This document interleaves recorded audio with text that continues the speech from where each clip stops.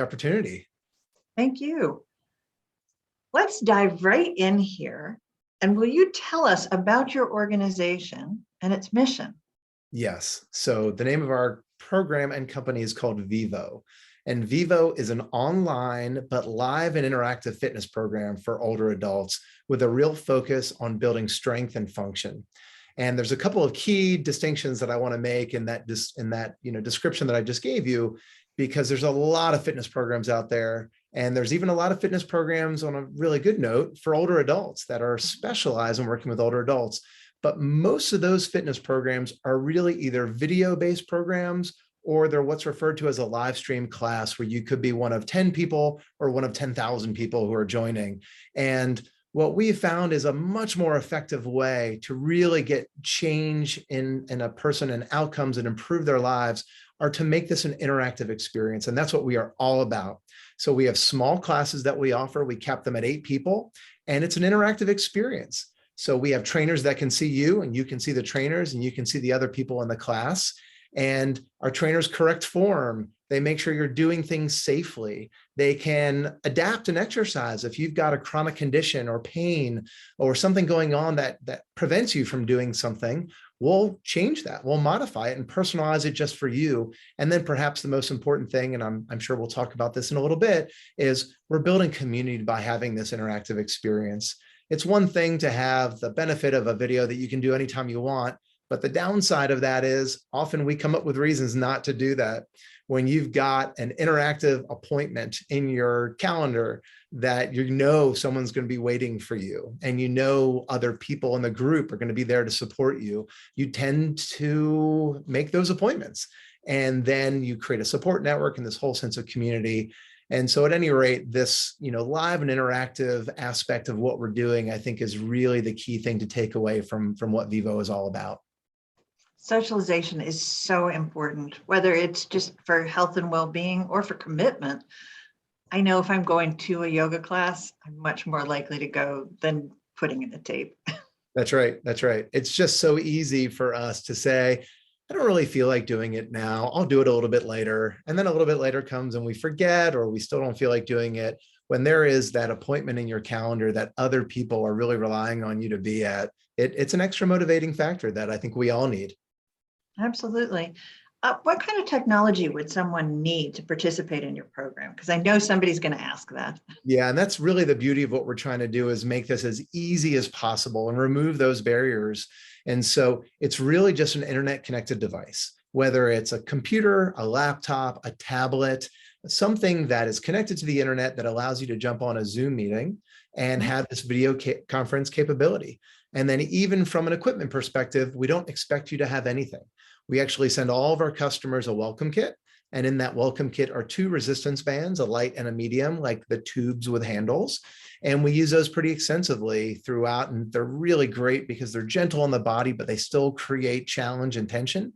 And it really allows us to be very effective in what we're doing. And so we know that there's a lot of barriers and objections and reasons that we don't exercise today. We want to remove as many of those as possible. And so whether it's equipment or making removing the need for getting in a car and driving someplace and dealing with traffic and parking and getting dressed up and dealing with a bunch of sweaty 20-year-olds in tank tops. We want to remove these things as reasons that we don't do positive behavior like fitness, and give you an opportunity to participate from the comfort of your own home without needing a lot of extra equipment and technology. Excellent. So how did you find yourself working in the service of elders?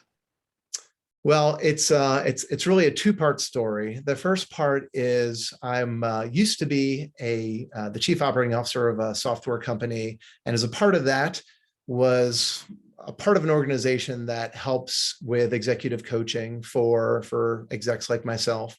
And we have speakers every month, and they're very similar to TED Talks, if your listeners and viewers are familiar with that. And one day, one of our speakers was a gentleman who was he was definitely older, and he came in a short sleeve collar shirt like this, and you couldn't really tell how old he was, but he had these bulging biceps and he was extremely fit. And he introduced himself as a neurologist who ran a pain center in Houston, Texas, and he was 75 years old. And he was really impressive from a physical presence perspective, but even more so, he talked about the four cornerstones of aging. And he talked about, and they were fairly obvious for the most part, at least at the high level. It was exercise, nutrition, sleep, and meditation. And he really spent the bulk of his time talking about exercise. And in particular, he introduced me to a new word, and that word is sarcopenia, which most people that I talk to even today are not familiar with that word. And that's one of those words that I think everyone on the planet should know because we all go through it. And ultimately, sarcopenia is loosely translated as age-related muscle loss or the loss of function and strength as we age. And it's what's so incredibly impactful in terms of losing our quality of life, losing our independence, and opening us up for so many of the diseases of aging, from type 2 diabetes to osteoporosis to cardiovascular disease and on and on. And I'd never heard this before. And he also introduced me to the fact that you can strength train at any age and you can actually rebuild muscle mass and regain strength and function. And so I watched this gentleman speak, and it was really, really impactful, and it absolutely sunk in. And a few years later, my parents started going through their own precipitous, but I think pretty typical decline in their quality of life as they age. My mom fell a number of times. My dad started experiencing a number of health issues. And I remembered this presentation that I saw. And so I started getting involved in their care and going to their doctors and listening to what their doctors were saying. And there was a real gap in what they were hearing from the healthcare system. They were being told, don't smoke and walk more.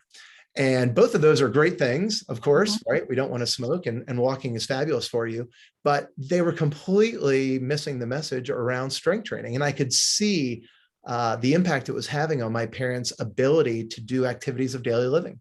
And so the more I heard about this, the more it inspired me to really get more involved and an opportunity to make a difference in someone's life. And I found this gap in the marketplace around strength training, and not only providing a program that could safely engage an older adult, but even just creating awareness and educating around what happens to our bodies as we age. And one of the most fascinating things I found out is we actually start to lose muscle mass in our 30s. It happens very, very early. Now it's slow. It's about 3 to 5% of our muscle mass we lose per decade until we turn 60. And then it begins to accelerate, and accelerates again as we enter our 70s. And most people don't know that, and they don't know that there's something they should be doing about it. And knowledge is half of the struggle here, right? Is just educating people on the fact that aging does not have to look this way. If we know what's happening to our bodies, it doesn't require a ton of work. It's not rocket science. We can engage in strength training 2 to 3 times a week for 30, 45, 60 minutes and really change the course of what we're capable of doing as we get older. And it's so key to independence. It is absolutely the most fundamental part of independence. And again, no disrespect to walking, right? Walking is another thing that's in our arsenal of things that we want to do on a daily basis. But to ignore something that's so impactful as to being able to stand up out of a chair, being able to get up off of the floor, being able to grab a bag of groceries out of the back of your car and walk up a flight of stairs to your kitchen. I mean, these are all things that are imperative for maintaining your independence. And it's only strength training that will give you the ability to continue to do those things as you get older. Absolutely. What have you learned in working with elders? So I think the most important thing that I've learned is really what we kind of started this conversation talking about, which is the need to develop a sense of community.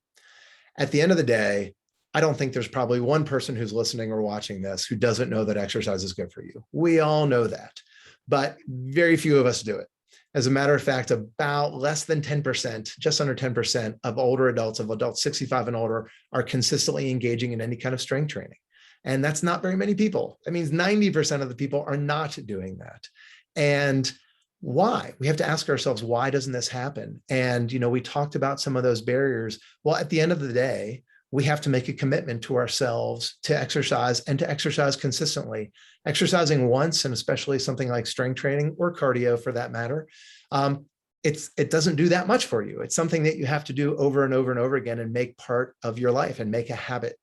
And there are a lot of barriers that get in the way to making things habits. But one of the things that makes it possible is when you have social engagement and build community.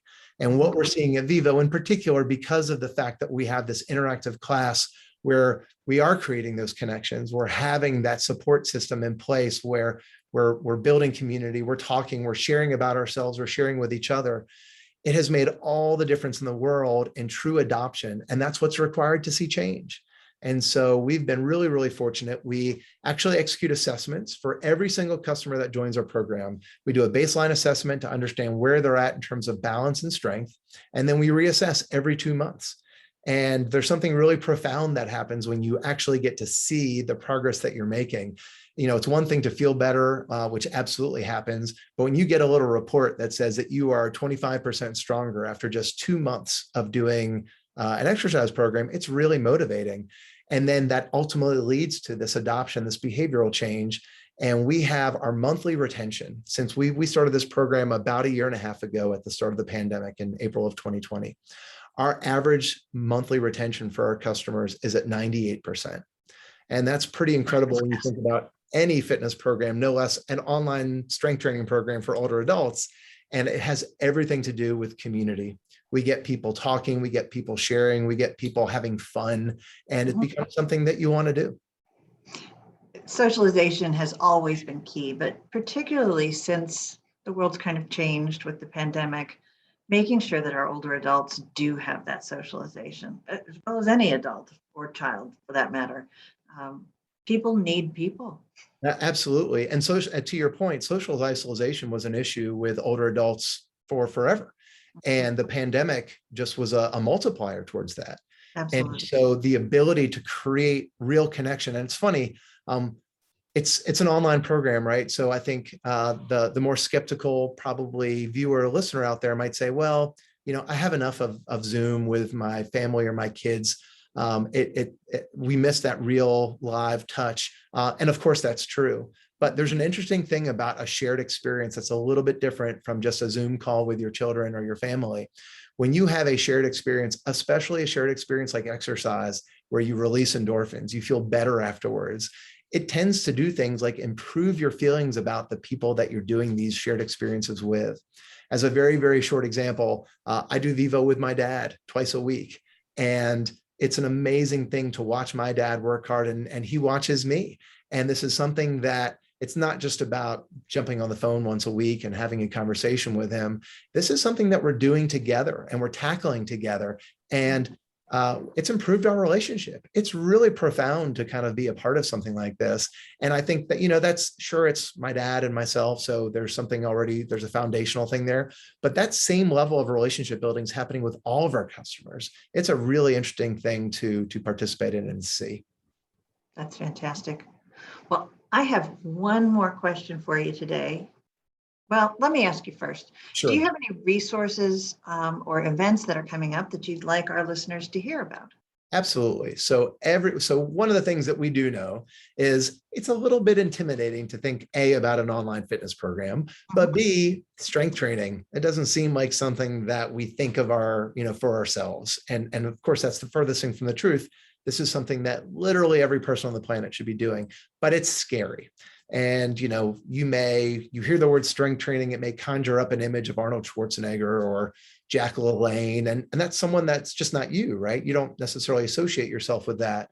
Well, we want to allow people to experience this on their own terms, at their own pace, and really see what it's like to see that this is something they can do. And this is something that they'll do and they'll feel better afterwards. And kind of be able to see how this might go. And so we offer free classes every single week on Mondays at 8 a.m. Eastern and on Wednesdays at noon Eastern and noon at 8 p.m. Eastern. And you can sign up on our website at any point and just take a free intro class. And it's a great way just to get your feet wet, just to get a little bit of a sense of what Vivo classes are all about and see that it's not some big scary thing. We're not laying on a bench with a big rack of weights and doing these crazy exercises where we're going to get hurt. It's all about functional movements. It's how to properly stand up out of a chair. It's how to strengthen your shoulders and your arms so you can grab something off of a top shelf in your kitchen. It's things that have real world value and purpose. And we really hope that this is an opportunity for people to get a little bit of a taste to see, oh, I can do this. And this actually makes me feel a little better. And I actually had fun doing it. And so going onto our website, we offer free classes every Monday and Wednesday that I absolutely recommend if this is something even remotely interesting to you or to your parents or to other loved ones that may be older and a little bit more hesitant to do. It's a great way to get exposure to this. Excellent. Well, now the last question. How do you change the perception of aging? So when I first learned that aging does not have to equate to decline, we don't have to stop doing the things that we love. We don't have to end up in homes, in assisted living, in memory care, all of the things that we start to worry about as we get older. It changed everything about what I believed my sense of purpose was on this planet. And I really think we have an opportunity to change the narrative around how we think about aging. Aging, of course, there are things that happen to us that are absolutely detrimental to our quality of life. But with a little bit of work, we can reverse that course. And so understanding the science behind why we lose muscle mass, why we lose mineral bone density, why we stop being as effective at processing blood sugar, managing blood sugar, all of these things are related. And the more we learn about it, the more we can understand that with just a little bit of effort and a heavy dose of behavioral change, we can actually really change the course of how we age. We can maintain our independence. And just as importantly, we can maintain our quality of life by doing the things that we love: gardening, golfing, hiking, skiing, swimming. All of these things will be made more possible if you have a stronger musculoskeletal system. And understanding what it takes to get to that point is really important. And so I fundamentally believe that we have an opportunity to make a significant impact on any aging adult on the planet right now.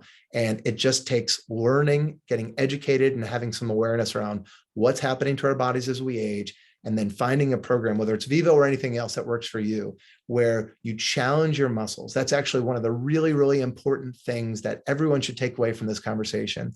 Just engaging in a strength training program or any fitness program is not necessarily good enough. Moving is great, but creating a level of challenge, that's what drives outcomes. That's what drives change. And really that's true, not even just physically, it's true mentally, emotionally, et cetera. But it's especially true. We have to break down that muscle tissue to send the signals to our body to repair it and make us stronger. That's how it works. And so getting to that point where you're creating some challenge is really, really important. Well, thank you so much. Thank you for being with us today. And I hope that we can check back in with you after a while and see how things are going. Well, I'd love that. I very much appreciate the opportunity. Thanks so much, Gwyneth. Thank you. Bye-bye. Bye.